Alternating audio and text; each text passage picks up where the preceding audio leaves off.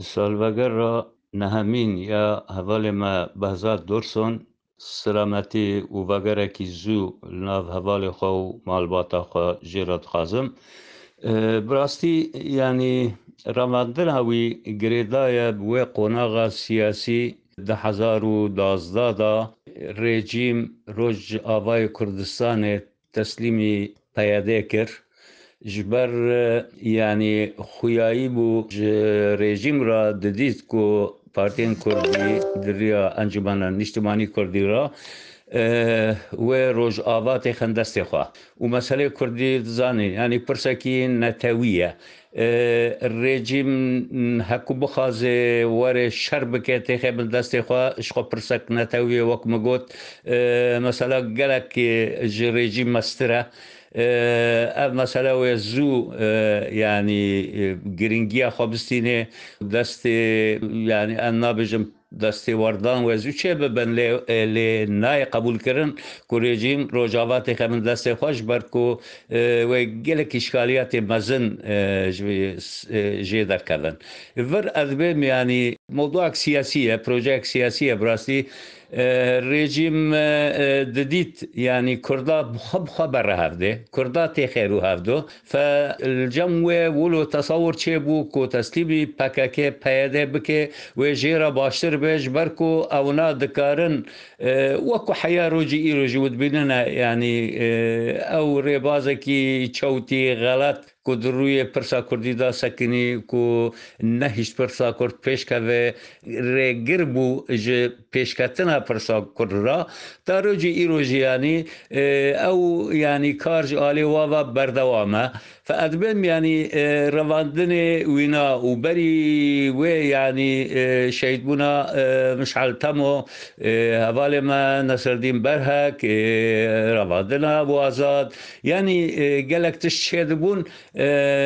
yanî bûbûn wekîl ji rejîm re şûnê rejîm va tişta bike teslîmê peyadê bû peyade bibe Muammer Radbê. Îcar wek planekê bi qenaetê min li cem peyadê hebû ku wezî Kurd hemû têxe destê xwe û nehêle pirsa Kurd wek pirsekî netewî bê naskirin û dûrê wê da nehêle hetanî wî zanî ew tensîqiyatê çêbûn tiştê ku hebûn xwe pêşandanê ku çêdibûn yanî hemû peyade di rû wê da derdiket wê jî xwe dixist pêş rûyê wa xelkana ya dibe li hevdin hevdû bikujin ya jî mecbûr kirin taliyata lê hêdî hêdî hetanî her yanî karê baş ê Kurdayetê ku têkeve xizmeta pirsa Kurd hemû hate rawestandin ewana yanî ez bawerim tiştê ku wê çeqe kirin rengê xwe hetanî rojî îro jî li ser Rojava ye nahêlin heta niha jî va dibînin yanî hetanî ew diyaloga Kurdî ew sebebê wê niha sekinandin yanî tevlî Emerîkan xwestiye tevlî ku ew wesîqa ku têda yanî wek demanek ji bo ev hîwar wê serî bibe û kesî nema digirin û tişkî xerab dijî Encumena Niştimanî Kurdî nakin dû wê jî dîsa kuştin jî kirin mekatibê partiya jî hatin şewtandin Encûmen jî hatin şewtandin ta rojî îro jî ew kar ji alê wa berdewam e. Fe ez dibêm yanî çi tiştê çêdibin girêdaye bi wê nêrîna siyasî li cem wana ku têda hevalbendin bi rejîm re bi hev re yanî ez karim bêjim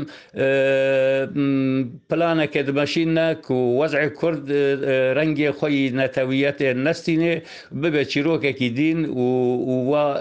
ew na yanî ez bawerim bi ser keftin yanî wek xwe kirin pirsa Kurd têk çûye teqrîben dimîne yanî Kurd her dimînin lakin wek pirsekî netewî maye feqet li derva li cem yanî mehetatê ku li Cinêv bin li Stenbolê be li îtilafê li derê dîbin Encumena Niştimanî Kurdî wê dewre dilîzê lakin li ser erdê hemû tişketê destê peyadê û nahêle ku tiştê ku bêhna avakirin ji bo ku pirsa Kurd زورتر ببه و رنگ کردایتی باشتر واره سر روجاوا مخابن اوا او نانا هل نتارو جی ایروجی فمخابن ادبیجم حوالی ما بعضا دورسن ضمن و پلان کوانا و وقت به تفاهم به رژیم سوری را دانی بون هر تشتی خراب دو را چه بونه حتی روجی ایروجی بردوامه هیوا ما براسی کو معادله بگارتن وضع کی نه بچه کرن بلکی هنک جی آلیکاریا امریکا لازمه هنک جی يعني دستي وردان كل هندري سوري روجاوا تشيد بيج علي تركان وغيري تركاوا فبهذي ماكو دمكي باشتر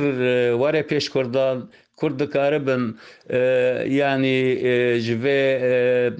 کریزه هانه در باس بن برنگی کی باشتر و خرابی کی نه لپیش کردن نه آوا کرنج آلی واوا و کسی دی نه کشتن و کسی دی نه رواندن و کسی دی تو مکتب نه شوتاندن مخابن رنگک ج سیاست پککه یا کو پیاده دمشینه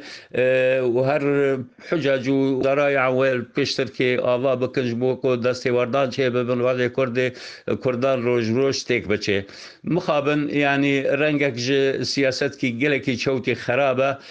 کو پیاده دلیزه و هیویا ما اوا کو حواله سا سلیم به براسی و روزه که وگر ناو حواله خوا و ناو مالباتا خوا و کار خوی نتویتی و وکو اندام مکتب سیاسی یا پارتیا ما بردوام بکه